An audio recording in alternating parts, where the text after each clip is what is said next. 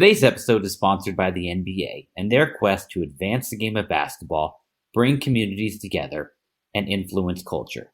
The league celebrates its teams, players, and fans across the past, present, and future as part of its 75th anniversary season.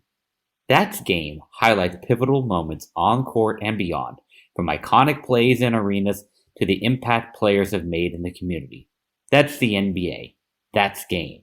Like in the NBA Finals, when the Bucks had their back against the wall, Drew Holiday steals the ball, pushes the break, alley-oop to Giannis for an iconic slam, seals Game 5 and the eventual title. That's the NBA. That's Game. This is more than just basketball. It's what connects us all and keeps us coming back for more. That's the NBA. That's Game.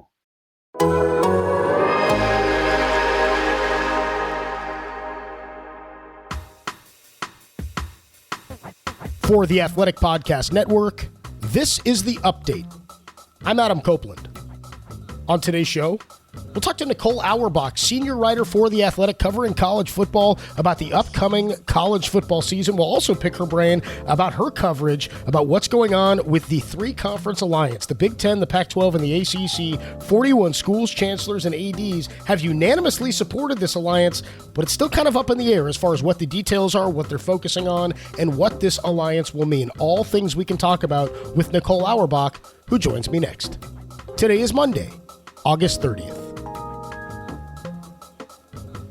It is my pleasure to welcome back to the podcast Nicole Auerbach. She's, of course, the senior college football writer for The Athletic. And we got to make note of this. The National Sports Media Association put out their awards for the National Writer of the Year. And Nicole was the winner. She was named the National Sports Writer of the Year, becoming the youngest writer to win that award and the first woman to win that award in the 61-year history. Nicole, huge congratulations to you. I look in the mirror. You and I are the same age, and I'm like, what the hell am I doing wrong?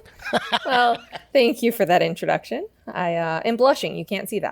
Yeah, I cannot see that, but well-deserved. And everybody make sure you're reading all of Nicole's stuff and checking her out, obviously, all over college football coverage for this year. So last time we talked, it was right before, or I guess before last season, before the 2020 campaign, in the middle of the pandemic. How different has the ramp-up for you been this year? And we'll get into some of the more details about this season coming up, but you've got to be excited, right, that there's going to be a full season and you're going to get to see some games in person, I'd hope? Yeah, I do plan on seeing games in person. I'm going to Oregon, Ohio State in a couple weeks, and it just feels totally different. I mean, we're in a place where we know games are going to get played.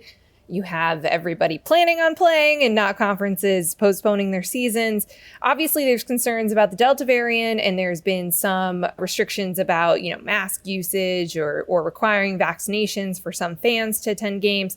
But I think for the most part, everyone is pretty optimistic that outdoor events, football games, will be able to happen, and that a lot of these teams have high vaccination rates and hopefully minimal disruptions for the season. So it feels much more normal. We had the full media day circuit, we had the full camp circuit, and a full round of realignment chatter. So it's been a normal, weird college football offseason. Realignment chatter. This is one of the being in sports media, and you specifically cover college football. I do a lot of pro league stuff with my work here out in San Francisco. But frequently when this stuff happens in college football, friends of mine, family of mine ask me to explain what's happened. And generally my answer is like, yeah, college football just decides sometimes one domino is going to fall. They're going to realign some stuff and they'll explain it later. I want to talk specifically about this alliance that appears to be kind of abstract at this point. And I think that because I'm out here dealing with the Pac-12, it's a story. Pac-12, Big Ten, ACC, 41 schools, chancellors, and ADs have unanimously supported this. What's the goal? What are the details in this? And how does this all shake out? Explain to me how this alliance is going to work and what the purpose is. Yeah, I think abstract is a good way to describe it for now. It's in the very early phases. And if you think about it, Oklahoma and Texas bolting from the Big 12 to the SEC didn't happen all that long ago. It was about a month ago. And so when you think about reacting and, counteracting different measures, it hasn't been too long. And that move blindsided so many people in college sports. So when you have these three conferences, the Big Ten, Pac-12, ACC, and their relatively new commissioners talking on the phone, thinking about where they can be aligned, it hasn't been that long that they've been having these conversations about doing something. So I think it was more about publicly getting out there and drawing a line in the sand and saying, here's what we stand for, here's what we're going to work together on. And the SEC presumably is on the other side of that line in the sand. And so, the topics that I hear the most are college football playoff expansion, the timeline of that, input into the process of what the format looks like, and then also NCAA governance. The NCAA called for a constitutional convention later this year to theoretically overhaul the entire system and figure out where can they decentralize power, who should be in charge of what should be governed by a national body. And so those are two major issues. That and playoff expansion are very behind the scenes, very much in Zoom meetings or in-person meetings, whatever, where these major decisions are getting made. That isn't as exciting as talking about football scheduling, which these three leagues do want to do as well. But there will be real impact. And so I think we will start to see if this alliance is going to be a force to be reckoned with really in the next month, because at the end of September, there's a meeting for the College Football Playoff Board of Managers, which is the presidents and commissioners who run the playoff. And originally, we were expecting them to rubber stamp the 12-team proposal, figure out how soon this thing could start. And, now we're going to see if these three commissioners, as a little voting bloc, are able to delay the implementation of the playoff expansion and also what the format looks like. So I think we're going to start to see if this thing has teeth, because staying together, voting, being aligned on major issues is significant. And they are going to, hopefully give us some football games across the conferences, because I think that is one area where they'll be able to benefit from ways that you would in conference realignment about getting into new markets and new recruiting territories without, the Pac-12 having to add a team that's 3,000 miles away or something like that. So those are the main areas. And I understand everyone really wanted updates and specifics about scheduling, but we're pretty early on in this process. And if I'm to understand this is sort of a verbal or a handshake agreement. There's nothing in writing or contractually obligating these teams or these conferences to each other, correct? Right. That's literally what they said, a gentleman's agreement. And, that was mocked by some people, but I think you already have seen why it's probably smart to be a little cautious about the language being used and how formal this is, because this is an entity in college sports that has been the subject of antitrust litigation, just lost 9-0 in the Supreme Court about what they're able to do. And you had Brett Kavanaugh wrote a really scary concurring opinion at the time to a lot of people in college sports, where it basically said, hey, there's a lot of aspects of college sports that would be illegal if this was any other industry, bring on more lawsuits. So they have to be really careful about not colluding and not kind of formalizing this stuff, because it's just going to make them a target for more lawsuits. And so again, I think that's a little bit part of it. And we're early in the process. Obviously, when there's actual scheduling agreements and when they know that there's open dates they can start to play, that would be formalized. That would be a different level of this. But I think part of it is just to kind of get it out there publicly that these three are working together. And it was their response to the SEC adding Oklahoma and Texas. And they felt like publicly coming out and saying, here's our strength in numbers was a countermeasure. We'll be right back after a quick word from our sponsors. Today's episode is sponsored by the NBA and their quest to advance the game of basketball, grow the community, and impact culture. The league celebrates its teams, players, and fans across the past, present, and future as part of its 75th anniversary season. That's Game highlights pivotal moments on court and beyond, from iconic plays and arenas to the impact players have in the community. That's the NBA. That's Game. Like in the NBA Finals when the Bucks had their backs against the wall. Jrue Holiday steals the ball, pushes the break, alley-oop to Giannis for an iconic slam, seals Game 5 and the eventual title. That's the NBA. That's Game. This is more than just basketball. It's what connects us all and keeps us coming back for more. That's the NBA. That's Game.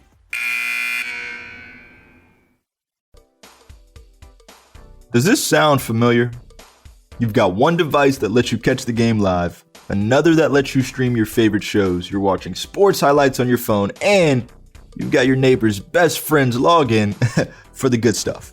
Well, I want to tell you about a simple way to get all that entertainment you love without the hassle, and a great way to finally get your TV together.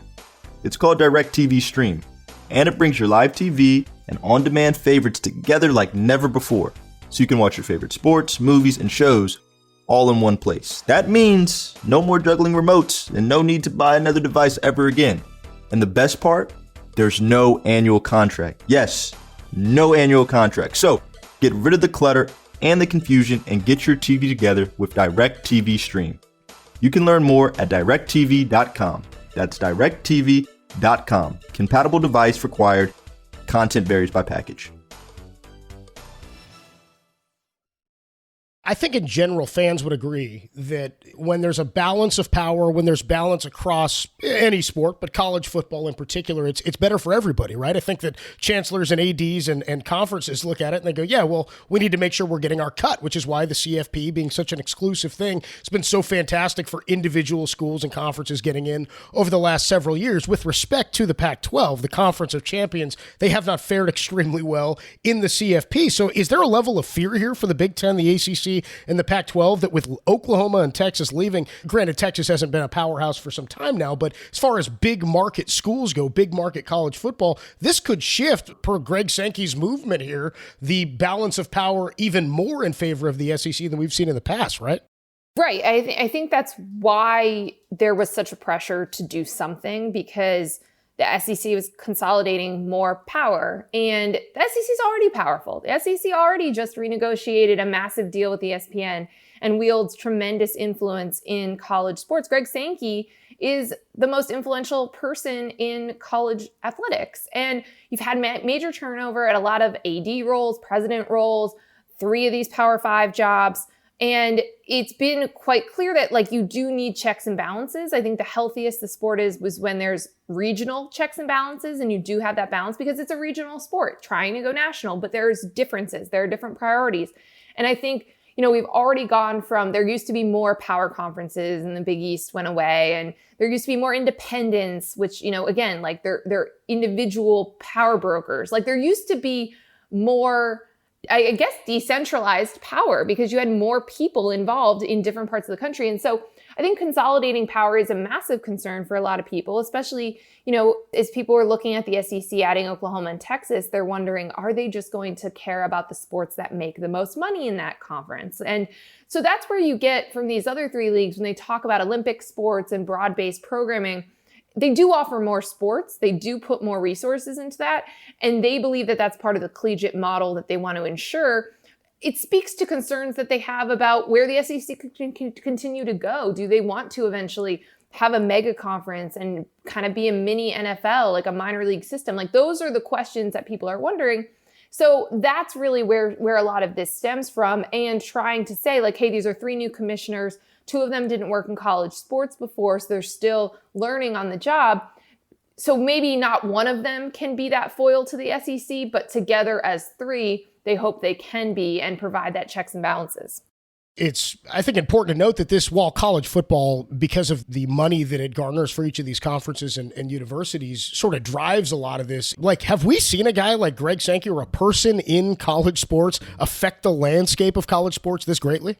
Well, you've had very influential commissioners before, but, in the past for a long time, it was Mike Slive in the SEC and Jim Delaney in the Big Ten. So you naturally had that conflict. Obviously they would sit in the same rooms and hash things out, but you had that balance. You had the checks and balances and the counter moves. And I think that is important, especially, again, it's a regional sport. It's different in different places. You don't have a commissioner. This is not pro sports. So I think having different viewpoints represented has always been important. And it's just an interesting time because so much is changing in college sports about how they operate, what's allowed, how it works, the playoff, all these things. Plus, you also throw in the fact that you had these commissioners in these jobs for decades. And John Swofford in the ACC is another one as well, but, not as kind of wielding as much power as Delaney and Slive, but they were in those roles for so long. And so to have turnover in positions like that in a changing landscape is very interesting. And it creates a lot of interesting dynamics in those meeting rooms. And then again, as you talk about stuff like this, Greg Sankey is, he gave an interview since the alliance was announced and was talking about how his phone hasn't been ringing from those people, right? And how he's available to collaborate and do different things. But, there's so much distrust and, there's so many concerns about, you got to protect your school, you got to protect your conference, you got to protect your interests. in college sports right now. And that always happens when there's a period of instability around realignment. There's just a lot of fear and there's just distrust.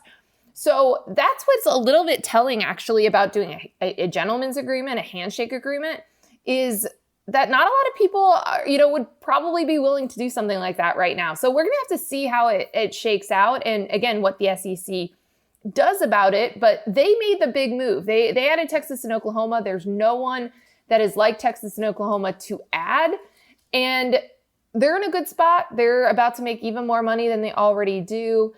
They had input in the playoff proposal. Like, they're in a good spot no matter what. But I am curious to see how they feel about this countermeasure and just, again, some of the things that those three leagues are saying about what they value. They're presumably saying the SEC doesn't, and that the SEC just cares about football and money, and that's it. And I think that rubs a lot of people the wrong way. I think a lot of people care about football and money, and that's it. I don't think that's unique to the SEC. I think that's sort of unique to us as a nation and as a people. I love me some football, and I love me some money too. Hey, on the way out, I really appreciate you breaking all this down for us and giving us a scope into what's happening here, because you've unfolded this really beautifully for us to understand what's going on, and we're still sort of a long way from this being all set in stone. But on the way out, sort of just a fun college football question as we're getting the season started. Heisman Trophy stuff. It's easy every year to pick a quarterback, and over the last 3 years, we've had some sort of, I don't want to say random, but kind of outlier guys who have won it. You go to Kyler Murray, who was a first-year starter and had been drafted number 10 by the Oakland A's in the first-year baseball player draft. Joe Burrow was the 52-rated passer in the nation when he comes in as a starting quarterback. Devontae Smith, the first wide receiver in almost 30 years to win it. Do you have a handicap favorite for yourself on the outlook of the season here? Is it JT Daniels? Is it Spencer Rattler? Is there somebody you have in mind? Yeah, well, I think Spencer Rattler is pretty obvious. Sam Howell, DJ Ungalele, like those are the obvious ones. I would say if you're looking for non-quarterbacks, Breece Hall at Iowa State is going to put up massive numbers as a running back. And then I would also say Chris Olave, I think, is going to be the best receiver in the country at Ohio State. And, we did just see a receiver get enough Heisman buzz to win this thing, which is very hard to do. And maybe Chris Olave can do that. He's basically a walking highlight reel. How about Kayvon Thibodeau out of Oregon? What do you think about him as a defensive asset? We did a Heisman draft on The Athletic, and I picked him as my defensive guy because I love defensive guys, and I think they should be getting into the Heisman mix. I think they get stiffed because they don't have as many stats, and I think it's harder to sometimes measure how much they impact the game. But yeah, that's my guy. I think he's going to have a massive year, and I would love to see an elite pass rusher get into the Heisman race. It would be really, really cool. Nicole, you do a fantastic job, as evidenced by winning the award as the National Sports Writer of the Year by the National Sports Media Association. We really appreciate the time. Keep up the great work, and we'll catch up with you down the road. Absolutely. Thanks for having me. Fantastic breakdown from Nicole. I got to tell you, this stuff has been convoluted. It's been complicated. And because it's just a gentleman's agreement, I think there's still a lot up in the air that they've got to figure out and iron out as far as the details of this alliance are concerned. But in the coming days and weeks and months and probably years, we will find out what this means. And then probably in 2 to 3 years, they'll just realign a whole bunch of stuff anyway, and we'll start all over from scratch, because that's how college sports work. Thank you to Nicole. Thank you to Brian. Thank you to you, the listener. If you're enjoying the podcast, please rate, review, and subscribe to us wherever it is you're listening. We have got a lot of fun stuff right around the corner. I was looking at the calendar the other day. We're a month away from having Warrior basketball, 49er football, and San Francisco Giants playoff baseball all going on at the same time. Later this week, we'll get into some 49er stuff and some NFL stuff. Cut day goes down tomorrow as we get ready for week 1 in about a week or so. Also, the Giants and the Dodgers square off this weekend for the final time this season. Should be a blast. We'll do some 49er talk, NFL talk, as well as Giants-Dodgers in the days ahead. Until then, enjoy the week. We'll talk to you Wednesday.